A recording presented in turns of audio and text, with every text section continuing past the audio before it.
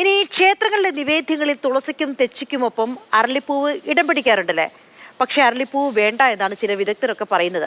അലങ്കാര സസ്യമായ അരളി അല്പം സൂക്ഷ്മതയോടെ കൈകാര്യം ചെയ്യേണ്ട പുഷ്പമാണെന്ന് വിദഗ്ധർ പറയുന്നു.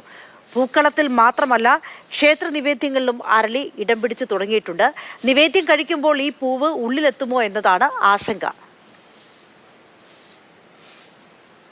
അപ്പോൾ ഈ അരളിയുടെ ഉപയോഗത്തിൻ്റെ കേസിൽ എന്താണെന്ന് വെച്ച് കഴിഞ്ഞാൽ അരളിയുടെ പ്ലാന്റിൻ്റെ അകത്തുള്ള ചില കെമിക്കൽസ് അത് മനുഷ്യ ശരീരത്തിന് ഭയങ്കര ദോഷകരമാണ്. അപ്പോൾ ഒരു ചെറിയ എമൗണ്ടിൽ അതുണ്ടായതുകൊണ്ട് വലിയ കുഴപ്പമില്ല. നമ്മൾ ആ ചെടി ഒന്ന് പൊട്ടിച്ചു, അല്ലെങ്കിൽ ആ ചെടി നമ്മൾ കയ്യിൽ വെച്ചു, അല്ലെങ്കിൽ പൂവ് നമ്മുടെ കയ്യിലെടുത്തു, അതുകൊണ്ട് യാതൊരു അപകടവും നമുക്കില്ല.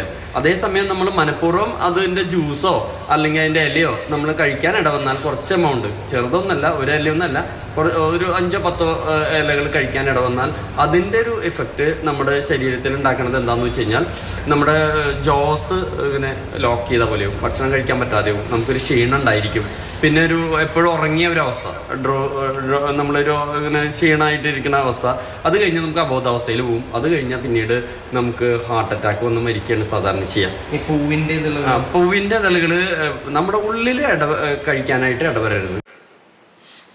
MS ലിഷോയുണ്ട് ഇതേക്കുറിച്ച് കൂടുതൽ പറയാൻ. ലിഷോ, ഈ അരളിപ്പൂവുമായി ബന്ധപ്പെട്ട് മുൻപേ പറഞ്ഞു കേൾക്കാറുണ്ട്, അരളി ഉള്ളിൽ ചെന്നാൽ അത് വിഷമാണ്, മരിച്ചു പോകുന്നൊക്കെ പലപ്പോഴും പറഞ്ഞ് കേട്ടിട്ടുണ്ട്.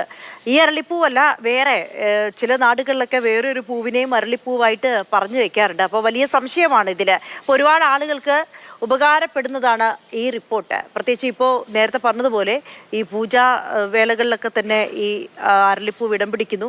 ഇപ്പോൾ കയ്യിൽ ഇപ്പോൾ പ്രസാദത്തിൻ്റെ കൂടെയൊക്കെ ഇങ്ങനെ അരളിപ്പൂവിൻ്റെ അംശം കാണാറുണ്ട്. അപ്പോൾ പലർക്കും അറിയില്ല. അപ്പോൾ അതുകൊണ്ട് എന്താണ് ഇതിൽ ശ്രദ്ധിക്കേണ്ടത്? എന്താണ് ഇതുമായി ബന്ധപ്പെട്ട വിദഗ്ധർ പറയുന്നത്? നമ്മുടെ ദേശീയപാതയുടെ എല്ലാം മീഡിയനിലെല്ലാം, പ്രത്യേകിച്ച് പാലിയേക്കര മുതൽ അങ്കമാലി വരെയുള്ള ഭാഗങ്ങളിലെല്ലാം നോക്കിയാൽ അരളിച്ചെടികൾ വളരെയേറെ വെച്ച് പിടിപ്പിച്ചിട്ടുണ്ട്.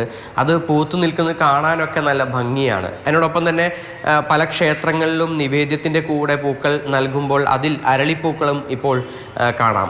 പക്ഷേ ഈ അരളിപ്പൂക്കളെ സംബന്ധിച്ചും അതിനോടൊപ്പം തന്നെ അതിൻ്റെ ചെടിയുമെല്ലാം തന്നെ സംബന്ധിച്ചും ഇപ്പോൾ പുറത്തു വരുന്ന വിവരങ്ങൾ, ഇതിൻ്റെ ഇലയും പൂക്കളും തണ്ടിൽ നിന്നുണ്ടാകുന്ന ആ പാല് പോലെയുള്ള ദ്രവ്യവുമെല്ലാം തന്നെ അതെല്ലാം തന്നെ ഒരു വിഷാംശം കലർന്നതാണെന്നാണ് പറയുന്നത്. ഇതുമായി ബന്ധപ്പെട്ട് പല ഗവേഷണങ്ങളും നടത്തിയിട്ടുള്ള തൃശ്ശൂർ സെൻറ് തോമസ് കോളേജിലെ ബോട്ടണി പ്രൊഫസർ PV ആൻഡോ വ്യക്തമാക്കിയത്, ചെറിയ അളവിൽ ഇത് അകത്ത് ചെന്നാൽ അതിൻ്റെ ഒരു വിഷാംശം അകത്തേക്ക് ചെല്ലും. പക്ഷേ വലിയ തോതിൽ ഈ അരളിപ്പൂക്കളോ അല്ലെങ്കിൽ അരളി ചെടിയുടെ ഇലയോ എല്ലാം തന്നെ ശരീരത്തിനകത്തേക്ക് പ്രവേശിക്കുകയാണെങ്കിൽ, നമ്മൾ കഴിക്കുകയാണെങ്കിൽ അത് മരണം വരെ സംഭവിക്കാവുന്ന ഒരു കാര്യമാണ്. പക്ഷേ ചില സാമൂഹ്യ മാധ്യമങ്ങളിലെല്ലാം തന്നെ ചില വീഡിയോകളെല്ലാം പ്രചരിപ്പിക്കുന്നുണ്ട്. അതായത് വലിയ തോതിൽ ഒരു അപകടകാരിയായ ഒരു ചെടിയാണെന്നുൾപ്പെടെയുള്ള, അത് തികച്ചും തെറ്റാണെന്നും അദ്ദേഹം വ്യക്തമാക്കുന്നു. കാരണം ഇത് മനഃപൂർവ്വമായി ഈ ചെടി ഏകദേശം ഒരു 1/2 ഗ്ലാസോളം ഇതിൻ്റെ ജ്യൂസോ മറ്റോ ഭക്ഷിക്കുകയാണെങ്കിലോ കുടിക്കുകയാണെങ്കിലോ ആണ് ഒരു മരണം ഉടനടി സംഭവിക്കാവുന്ന രീതിക്ക് ഉണ്ടാകുന്നത്. അതല്ലാതെ അറിയാതെ നമ്മൾ ഈ പൂക്കൾ കൈകൊണ്ട് തൊടുന്നതോ അല്ലെങ്കിൽ അത് ഉപയോഗിക്കുന്നതോ ഒന്നും തന്നെ ഇത്തരത്തിലുള്ള അപകടങ്ങൾക്കൊന്നും കാരണമാകില്ല എന്നും അദ്ദേഹം വ്യക്തമാക്കുന്നു. എന്തായാലും അദ്ദേഹം പറയുന്നതനുസരിച്ച് നമ്മുടെ ചുറ്റുപാടുമുള്ള നിരവധി ചെടികളിൽ ഇത്തരത്തിൽ വിഷാംശമുള്ളവയുണ്ട്. പക്ഷേ അവയെല്ലാം തന്നെ ശരീരത്തിനകത്തേക്ക് എത്തുന്നതിൻ്റെ അളവിനനുസരിച്ചാണ് അത് എത്രത്തോളം ഡേഞ്ചറസ് ആണ് എന്നുള്ള കാര്യങ്ങളിലേക്ക് എത്തുക.